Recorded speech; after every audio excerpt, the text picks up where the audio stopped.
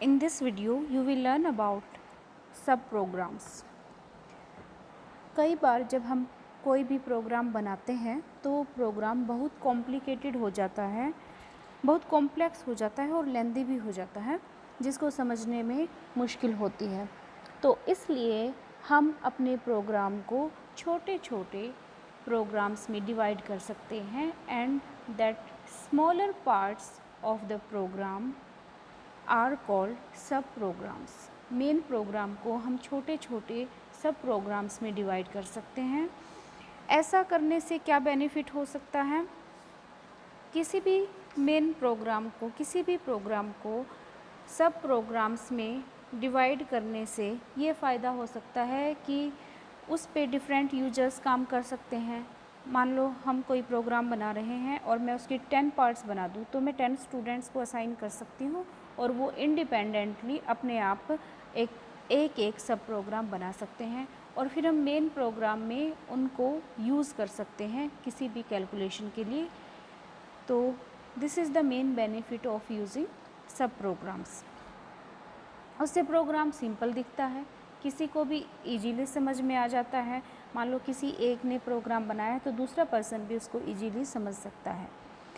एक प्रोग्राम को डिफरेंट सब प्रोग्राम्स में डिवाइड करके जो सब प्रोग्राम्स हैं उनको एक से ज़्यादा प्रोग्राम में भी हम यूज़ कर सकते हैं। So these are the benefits of using sub programs और making sub programs. Sub programs are mainly of two types, functions and sub routines. Functions भी फर्दर टू पार्ट्स में हम डिवाइड कर सकते हैं, library functions and user defined functions. Library functions आप already study कर चुके हो। लाइब्रेरी फंक्शंस क्या होते हैं? कुछ फंक्शंस ऐसे होते हैं, मैथमेटिकल फंक्शंस भी हम उनको बोल सकते हैं, जिनकी हेल्प से हम मैथमेटिकल कैलकुलेशंस करवाते हैं। तो उनको हम बार बार यूज़ कर सकते हैं। जैसे मान लो स्क्वायर रूट निकालना है, साइन निकालना है, टेंजेंट निकालना है, कॉस निकालना है, रियल को इंटीजर टाइप में कन्वर्ट करना है। ये आप सारा का सारा पढ़ चुके हैं कि लाइब्रेरी फंक्शंस को हम कैसे यूज़ कर सकते हैं। तो इनके अलावा कुछ और फंक्शंस भी हैं जो यूज़र खुद डिफ़ाइन कर सकते हैं, जो इनबिल्ट फंक्शंस नहीं होते। लाइब्रेरी फंक्शंस को हम इंट्रिंसिक या इनबिल्ट फंक्शंस भी बोलते हैं, लेकिन कुछ टास्क ऐसी होती हैं जो लाइब्रेरी फंक्शंस की हेल्प से हम नहीं कर पाते, तो उनको करने के लिए हम खुद भी कुछ फंक्शंस को डिफ़ाइन कर सकते हैं। तो यूज़र डिफाइंड फंक्शंस बोलते हैं उनको। तो यूज़र डिफाइंड फंक्शंस को भी हम फर्दर टू पार्ट्स में डिवाइड कर सकते हैं। First part is statement function and second one is function सब प्रोग्राम। तो इस चैप्टर में आप 3 मेन टॉपिक्स के बारे में स्टडी करेंगे, स्टेटमेंट फंक्शन, फंक्शन सब प्रोग्राम एंड सब रूटीन्स। सिर्फ ये 3 टॉपिक हैं जो आपको इस चैप्टर में स्टडी करने हैं। उसके बाद आपकी कंप्यूटर वाली यूनिट कंप्लीट हो जाएगी। So let us start with the statement function. Statement function के साथ हम स्टार्ट करते हैं। स्टेटमेंट फंक्शन क्या है? कई बार हमें किसी भी एक्सप्रेशन को कई बार इवेलुएट करना पड़ता है, कई बार सोल्व करवाना पड़ता है सेम प्रोग्राम में ही, बट विद डिफरेंट वेरिएबल्स। हमें कुछ एक्सप्रेशंस को बार बार सोल्व करवाना पड़ता है, लेकिन हम उसमें चाहते हैं कि वेरिएबल्स अलग यूज़ हों। तो इस टाइप की प्रॉब्लम को सोल्व करने के लिए हम स्टेटमेंट फंक्शंस को यूज़ कर सकते हैं। स्टेटमेंट फंक्शन की हेल्प से हम उसको एक नाम असाइन कर देते हैं which can be used in rest of the program. तो वो प्रोग्राम में आप कहीं भी यूज़ कर सकते हो। किसी भी प्रोग्राम में एक से ज़्यादा स्टेटमेंट फंक्शंस हो सकते हैं। ये एक सिंगल लाइन फंक्शन होता है, सिंगल लाइन स्टेटमेंट होती है जिसमें हम फंक्शन को एक सिंगल स्टेटमेंट की फॉर्म में लिखते हैं। और इसकी जनरल फॉर्म क्या है? सबसे पहले फंक्शन का नाम लिखना होता है और ब्रैकेट में ये आर्ग्यूमेंट्स हैं, मीन्स किन किन का वो फंक्शन है, is equal to expression. Expression यहाँ पर क्या है? कोई भी वैलिड फोर्ट्रान एक्सप्रेशन है। A1, A2 these are dummy arguments. Dummy arguments means not actual. ये एक्चुअल में यही वैल्यूज़ कैलकुलेट नहीं होंगी, इनकी जगह कोई और वैल्यूज़ ये यूज़ कर सकता है function. At different instant of time in the same programme. Same programme में अलग अलग वेरिएबल्स ये फंक्शन ले सकता है और उनकी वैल्यू को इस एक्सप्रेशन की हेल्प से सोल्व कर सकते हैं। The expression is a valid Fortran expression. ये एक्सप्रेशन कोई भी वैलिड फोरट्रान एक्सप्रेशन हो सकती है। और the statements that define a statement function is non executable statement. ये एक नॉन एग्जीक्यूटेबल स्टेटमेंट होती है जो स्टेटमेंट फंक्शन को डिफाइन करती है।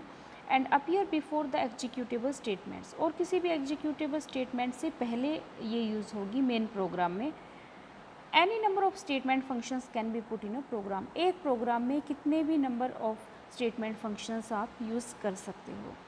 और जो नेम है, फंक्शन का नेम जो हम यहाँ पर यूज़ करेंगे, that can have up to 6 characters. 6 characters तक उसके नाम में हो सकते हैं। फॉर एग्जाम्पल, अगर हम इस क्वाड्रेटिक इक्वेशन के रूट्स निकालना चाहते हैं तो स्टेटमेंट फंक्शन को हम ऐसे लिख सकते हैं। रूट एक फंक्शन का नेम हो गया और ए बी सी उसके डमी आर्ग्यूमेंट्स हो गए। मीन्स रूट जो फंक्शन है वो ए किस किस का फंक्शन है, ए का फंक्शन है, बी का और सी का फंक्शन है। These are known as dummy arguments. तो यहाँ पर एक वैलिड फोरट्रान एक्सप्रेशन आ गया। रूट की वैल्यू यहाँ पर देखो -b plus square root of b square minus 4ac upon 2a। तो ये एक वैलिड फोरट्रान एक्सप्रेशन हो गई।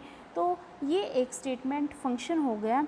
इस स्टेटमेंट को यूज़ करके हम इस फंक्शन को, रूट फंक्शन को बार बार किसी भी प्रोग्राम में यूज़ कर सकते हैं।